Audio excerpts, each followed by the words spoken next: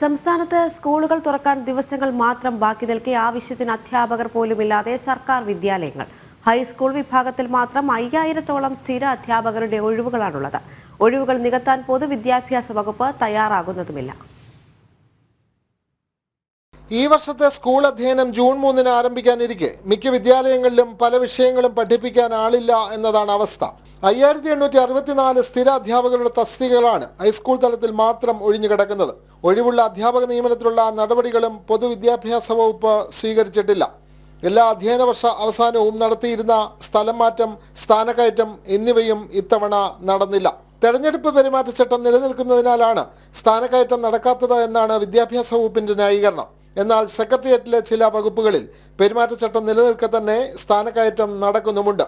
School തുറക്കുന്ന സാഹചര്യം കണക്കിലെടുത്ത് തെരഞ്ഞെടുപ്പ് കമ്മീഷന്റെ പ്രത്യേക അനുമതിയോടെ ഒഴിഞ്ഞുകിടക്കുന്ന പ്രഥമ അധ്യാപക തസ്തികയെങ്കിലും നികത്തണം എന്നതാണ് പൊതുവായ ആവശ്യം.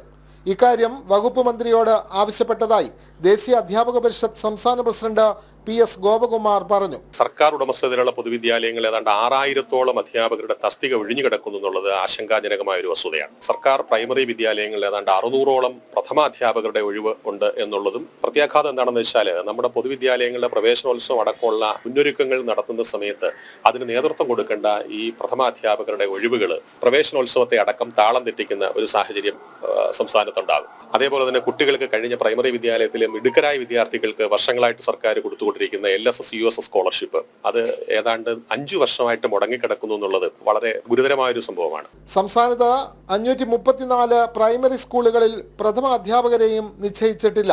പഠിപ്പിക്കാൻ അധ്യാപകരില്ലാത്ത സ്കൂളുകളിലേക്ക് കുട്ടികളെ അയക്കാൻ രക്ഷിതാക്കൾ മടിക്കുകയും ചെയ്യും. അങ്ങനെ കുട്ടികൾ കുറയുന്നത് നിലവിലുള്ള അധ്യാപകരെയും ദോഷകരമായി ബാധിക്കും. ജനം, തിരുവനന്തപുരം.